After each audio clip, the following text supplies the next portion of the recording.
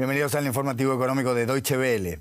En el año 2022, los países en desarrollo pagaron la cifra récord de 443.500 millones de dólares por los intereses de su deuda pública. Esto, por supuesto, a causa del drástico aumento de las tasas de interés. Este gasto fue un 5% superior al del año anterior y las cosas podrían empeorar todavía más para los más pobres del mundo. El costo del servicio de la deuda de los 24 países más pobres de la Tierra podría aumentar hasta un 39% en 2023 y 2024, según el último informe del Banco Mundial sobre la deuda de los países en desarrollo. Y si hablamos de deuda, tenemos que hablar con nuestra experta financiera, Ana Nieto, que nos está escuchando en Nueva York. Ana, ahí estás, Ana, ¿cómo va? Bueno, ante este desolador panorama, dinos, ¿cuál es entonces el diagnóstico completo, general del Banco Mundial? El Banco Mundial dice que es la subida de las tasas de interés y también la fortaleza del dólar lo que ha dejado en muy mala situación a los países en desarrollo y los de bajos ingresos.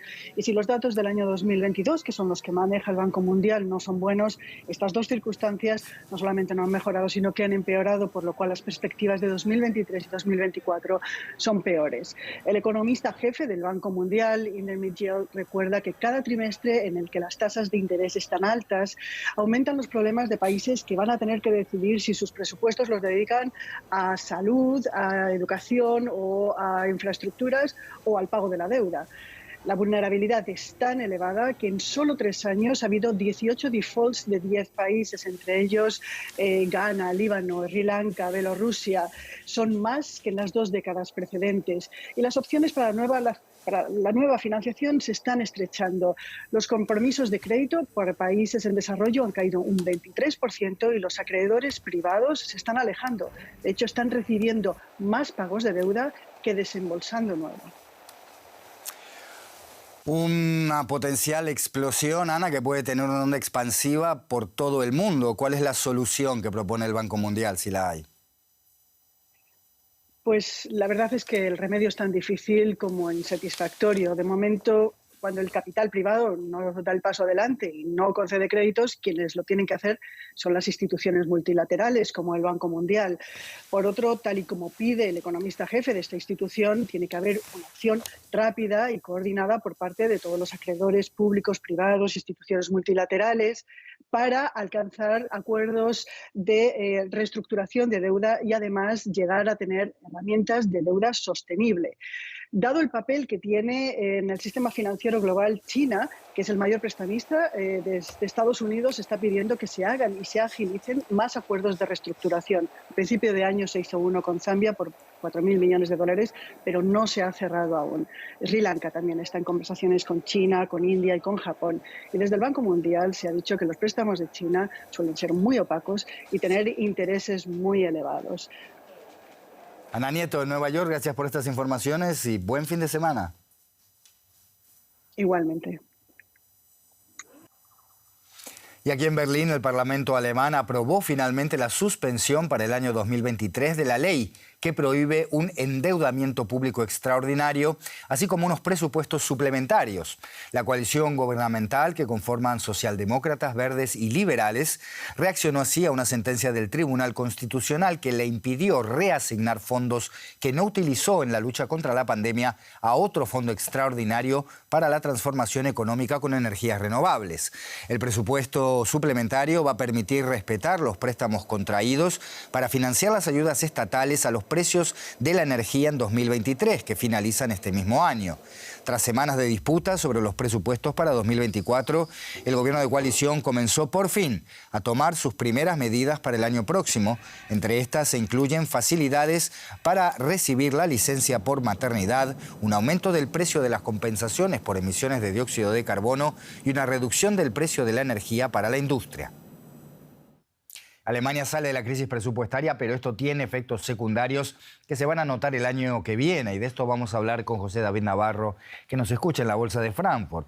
José, Alemania va a subir el precio de la energía para recaudar más dinero para las arcas públicas y con dinero con el que quiere cerrar este agujero presupuestario. Pero ¿cómo puede afectar esto al bolsillo de los alemanes, por un lado, y a la competitividad económica de Alemania? Hola Andrés, ¿qué tal? Bueno, como adelantabais, ¿no? Entre de las opciones que tenía el gobierno alemán ha decidido para suplir, ¿no?, esa crisis y ese hueco que tenía presupuestario recurrir a los combustibles fósiles. Y una de las medidas más importantes es ese aumento del precio del CO2, de compensaciones por las emisiones de CO2. Es un impuesto que se comenzó a aplicar a partir del año 2021, en realidad para desincentivar el uso de los combustibles fósiles. A partir del próximo año subirá el precio a los 45 euros la tonelada y eso, Andrés, va a hacer que todos los combustibles fósiles se hagan más caros. Eso significará que utilizar la calefacción de gas, por ejemplo, en los hogares al final del año sea más cara, llenar el tanque de los autos, pero incluso también va a hacer que los vuelos sean más caros y sobre todo también los vuelos internos. Para la industria tampoco se libra de esto porque va a hacer que los precios energéticos sean más caros, algo que se ha criticado desde la parte empresarial, Andrés. Algunos cálculos apuntan que eso podría hacer que para la industria los precios o la factura de la luz se encarezca anualmente en torno a un 20%. José, una de las medidas necesarias para salir de esta crisis presupuestaria ha sido la desactivación del freno de la deuda, muy criticado por la oposición conservadora, y ya es el cuarto año consecutivo. ¿Está poniendo esto de alguna forma en riesgo a la primera economía de Europa? No, Andrés. De hecho, a partir de toda esta crisis, de nuevo existía el debate de si era oportuno volver a activar a partir del próximo año el techo del freno de la deuda, considerando las enormes inversiones que necesita el país. Una de ellas es precisamente lo que hablábamos antes, ¿no?, los altos precios energéticos de la industria que hacen que Alemania pierda atractivo. La deuda en comparación, en relación al PIB de Alemania, es del 60%, Francia es mucho más alta y ya muchísimo más alta. En los primeros puestos está Grecia y después le sigue Italia, ¿no? En este momento el debate de las reglas fiscales, esta crisis del presupuesto, mejor dicho, algunos piensan que podría hacer que se debilitasen las exigencias que Alemania da o pide a otros países para que cumplan con, por ejemplo, el déficit presupuestario. En este momento esta crisis ha estallado, Andrés, en el momento en el que en el seno de la Unión Europea se debaten precisamente unas nuevas reglas fiscales que tendrían que aplicarse a partir del año 2025. Pues Javi Navarro en la Bolsa de Frankfurt, gracias por este análisis y buen fin de semana. De inmediato un repaso por otras noticias de esta jornada. Las ventas al por menor en China en el mes de noviembre aumentaron más de un 10% interanual, aumento que sin embargo fue inferior al previsto. Por otra parte, el sector inmobiliario chino continúa sumido en una grave crisis por su fuerte endeudamiento. La inversión en promoción inmobiliaria cayó en China en términos interanuales el mes pasado. La Unión Europea impuso la prohibición a la importación de diamantes rusos. Rusia es el mayor exportador de diamantes en bruto y en 2021 la minera estatal Alrosa declaró ingresos por 3.600 millones de dólares. Las sanciones endurecen el límite a los precios de las exportaciones de petróleo ruso. Y el Banco Central ruso elevó este viernes sus tasas de interés por quinta ocasión consecutiva en un nuevo intento de contener la inflación. La tasa subió así de un 15 a un 16%, alcanzando su valor máximo desde abril de 2022. Se espera que la inflación anual en Rusia llegue al 7,5%. Y en México, el Tren Maya fue oficialmente inaugurado después de 5 años de construcción.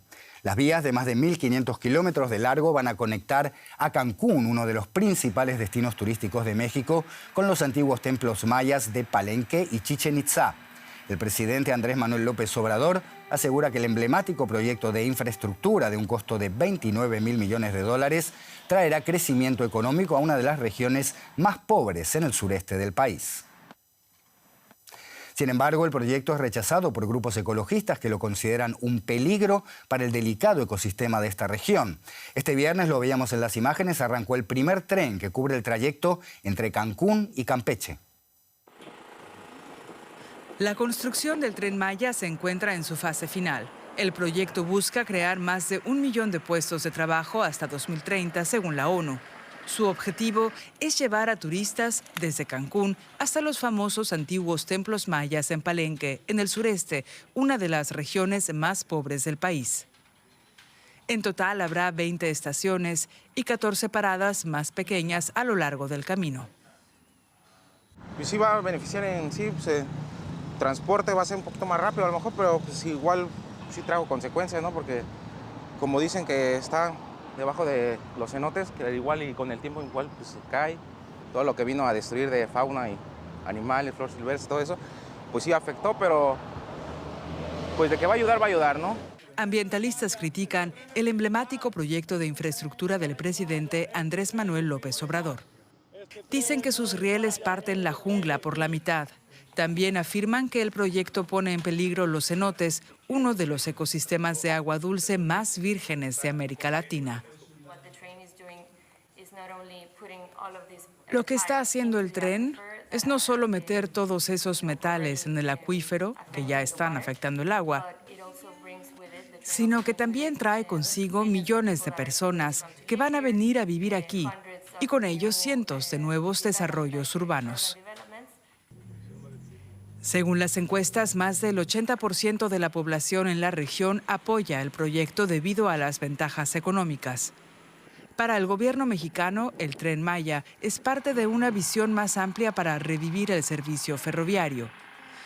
Según el plan, unos 20.000 kilómetros de vías que actualmente se utilizan exclusivamente para el transporte de carga volverán a dar servicio a pasajeros. Esta es la actualidad económica. Gracias por su atención. Nos vemos la próxima.